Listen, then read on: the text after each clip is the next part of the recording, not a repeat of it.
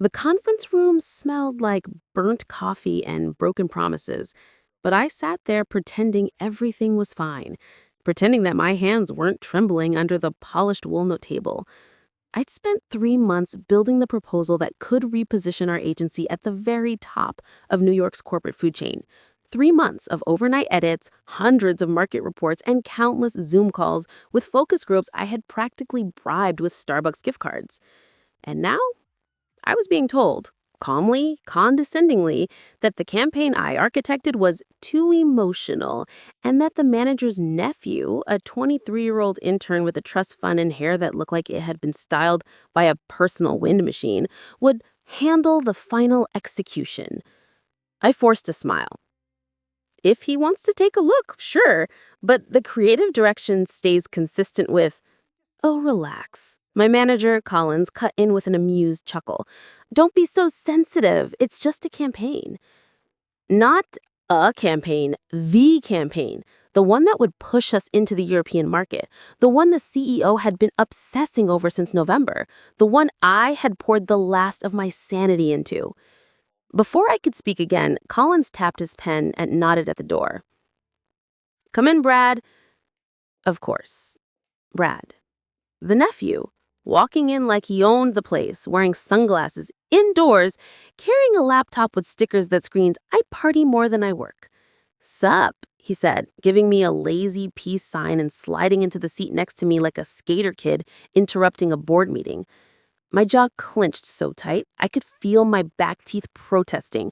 But I stayed quiet. Women who get angry are dramatic. Women who object are too emotional.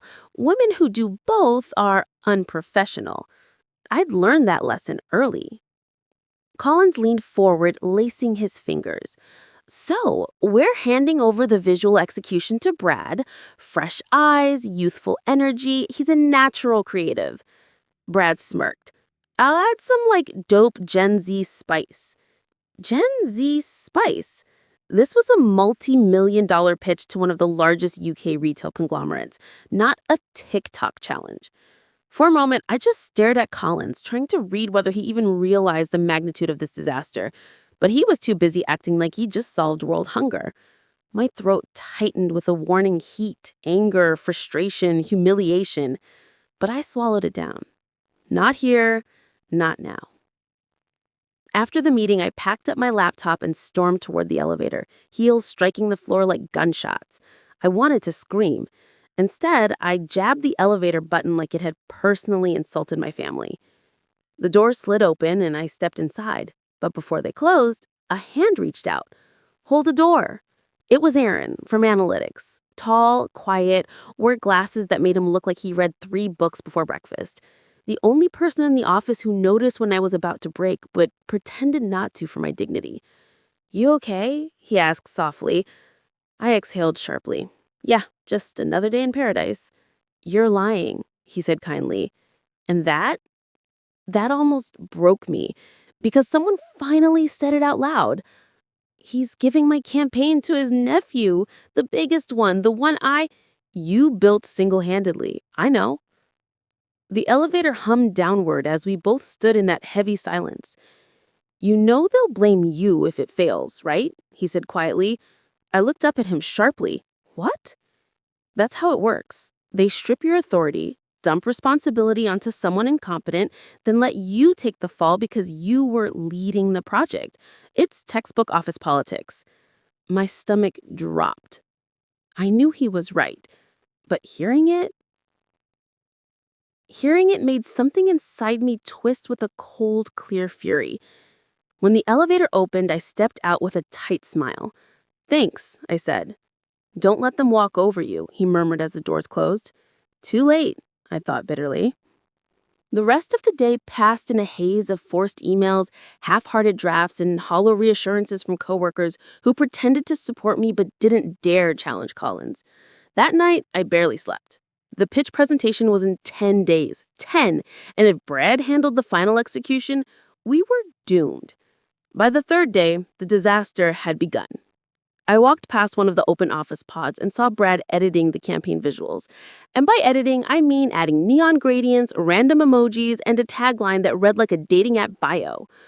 "What is that?" I asked, voice thin with disbelief.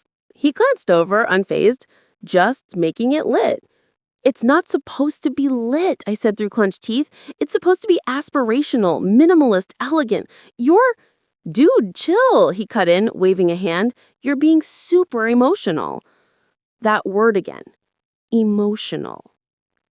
Because I cared. Because I saw a train wreck coming and dared to try stopping it. Because I'd built something worth protecting. Before I could speak again, Collins tapped his pen and nodded at the door. "Come in, Brad." Of course. Brad. The nephew. Walking in like he owned the place, wearing sunglasses indoors, carrying a laptop with stickers that screamed, "I party more than I work." "Sup," he said, giving me a lazy peace sign and sliding into the seat next to me like a skater kid interrupting a board meeting. My jaw clenched so tight, I could feel my back teeth protesting, but I stayed quiet.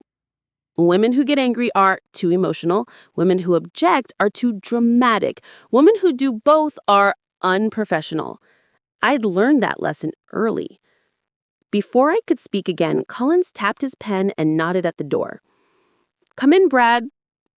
Of course. Brad. The nephew. Walking in like he owned the place, wearing sunglasses indoors, carrying a laptop with stickers that screamed, "I party more than I work." The next week was chaos. Brad missed deadlines, ignored guidelines, and presented drafts that looked like they were made in a dorm room at 3 a.m. Meanwhile, Collins kept reassuring the executives that everything was on track. I knew with painful certainty that we were about to become a corporate cautionary tale. 2 nights before the pitch, I heard a conversation outside the break room. Brad's voice, loud and confident. "Dude, this is gonna crush. I changed almost everything from her version, way more modern." Another intern laughed. "Haha, hope the client likes neon pink." Neon pink for a luxury British retailer whose entire brand aesthetic was black, white, and gold. That was the moment something inside me snapped. A slow, controlled crack. If they wanted me to be too emotional, fine. If they thought I'd sit quietly while their incompetence ruined months of work, they underestimated me. I went home early that evening, made a pot of strong coffee, opened my laptop, and stared at the blank screen.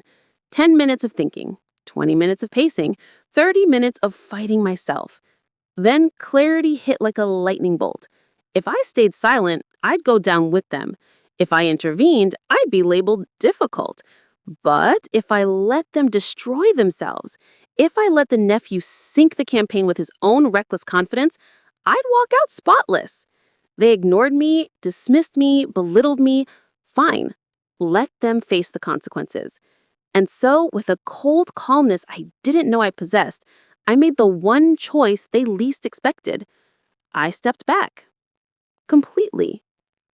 No fixing his drafts, no late-night corrections, no secret resaves of the original versions. Let the golden boy shine. Let him stand alone. Let the campaign fail spectacularly. And so, I let it burn. On the morning of the pitch, the boardroom was packed. Executives flown in from London, senior partners, investors, everyone who mattered. Brad stood at the front, chest puffed like a rooster who just learned how to crow. Collins hovered proudly behind him. I sat in the corner, silent, observing. A witness to a disaster I had no intention of stopping. When Brad clicked to the first slide, the room felt uncomfortably still. Confused glances, furrowed brows. One executive leaned forward as if trying to understand why a luxury brand presentation looked like an ad for a nightclub. Slide after slide made it worse. Wrong fonts, wrong tone, wrong colors, wrong message entirely. And then the CEO of the UK retailer turned slowly toward Collins. "Is this your campaign?" He swallowed hard. "Yes, your team approved this?" Her voice was ice, cutting, lethal. I watched the panic spread across his face like a brush fire. She sat back unimpressed. This looks like someone spilled highlighter ink onto a student project. Brad shifted nervously. While it's meant to be fresh, it's an insult to our brand, she snapped. Is this the best your agency can offer? Cullen stammered. We had another direction initially. Then why wasn't that direction presented? I didn't move, didn't blink, didn't speak. This was their shipwreck, not mine. Cullen's eyes darted to me, begging, pleading for rescue, but I simply folded my hands and watched him drown. The CEO. The rooftop was colder than I expected. Wind swept across the city skyline, carrying the distant hum of traffic and the faint scent of roasted chestnuts from a street vendor below. When I pushed open the door, Aaron was already leaning against the railing, hands buried in the pockets of his coat, glasses slightly fogged from the cold. He turned when he heard my steps. "You survived," he said softly, studying my face like he expected to find cracks. "I did more than survive," I replied, stepping beside him. "I walked away untouched." His expression shifted, half impressed, half worried. "They're panicking downstairs. The partners are scrambling. Collins looks like he aged 10 years in 3 hours." A strange calm settled over me. He brought this on himself. He nodded slowly, then glanced at me with a thoughtful seriousness. "Do you regret it?" "No." The answer came so effortlessly it surprised even me. How can I regret something I didn't cause? I warned them. I was dismissed. They made every decision. He exhaled, watching the city lights flicker. "Good, because I think something bigger is coming." I raised a brow. "Bigger?" He hesitated for a moment, as if choosing his next words carefully. "I overheard the London client's chief strategist during the break. She asked who originally developed the early drafts. Apparently, she saw a certain emotional intelligence and cultural sophistication in the first direction, but lost it entirely in the final version." My pulse jumped. So she knows the shift wasn't from me? She suspects, and she's asking for the original creator's name. A slow, cold thrill curled through me. What did Collins say? He avoided the question, but she's persistent. Persistence was good. Persistence meant hope. For the first time in weeks, a spark, tiny but bright, lit in my chest. Before I could speak, my phone buzzed again. This time, it wasn't a message. It was an email notification. Subject: urgent. CEO request. My stomach flipped. The agency's CEO rarely contacted me. If she emailed now, after the pitch disaster, that meant something big. I inhaled sharply. I need to go. Aaron nodded, but before I reached the door, he called out, "Hey." I turned back. "You never were too emotional. You were just right. Don't let anyone convince you otherwise." His words warmed something deep inside me, a place I'd almost forgotten existed. I smiled, then walked down the staircase and back into the building, each step echoing like the beginning of something new. The CEO's office was on the 25th floor overlooking the Hudson River. When I entered, she stood by the windows, arms crossed, her silhouette sharp against the late afternoon light. "Close the door," she said, without turning. I obeyed. She finally faced me. What happened in that boardroom? I kept my voice calm. The campaign presented was not aligned with the original strategy. Why wasn't the original strategy presented? Because it was reassigned without my consent. Her gaze sharpened. Reassigned to whom? Collins assigned execution to his nephew. For a moment, she didn't move. Then she walked to her desk, placed both hands on the surface, and whispered in a tone colder than winter steel. "That idiot." I blinked. "Excuse me?" She looked up at me fully now. I trusted Collins with a multi-million-dollar client. Instead, he let a child play designer with our most important pitch of the quarter. I said nothing. I didn't need to. The CEO paced slowly, processing every angle. "Do you still have your original drafts?" "Yes." "Bring them to me." My breath caught. "What?" "I want to see what the client should have seen. Now." I opened my laptop right there, heart pounding. She pulled up a chair beside me as I navigated to the final version I had saved, the one I had protected silently. And then she saw it, slide by slide, image by image. The elegance, the simplicity, the emotional depth they'd mocked. She stared at the screen, stunned. "This is brilliant." A warmth spread through me like sunrise. "Thank you." She sat back, eyes still fixed on my work. "We could have won with this." I swallowed the tight ache in my throat. "I know." She stood abruptly. "I'm calling London." "What?" "We're not done," she said. "You're coming with me." The next 48 hours were a whirlwind. Emergency calls, strategy meetings, late-night revisions, the CEO and I working side by side like a two-person strike force. It felt surreal, being valued, heard, trusted. A foreign sensation after months of dismissal. When I re-pitched the campaign to the UK executives, privately, confidentially, the client CEO appeared on screen with a smile that made my pulse race. This is the direction we were expecting. Emotional depth, understanding, elegance. Who let this?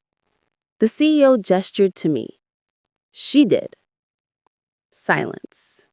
Then, "Well," the client said, "we'd like her to lead our UK expansion campaign permanently." Permanently.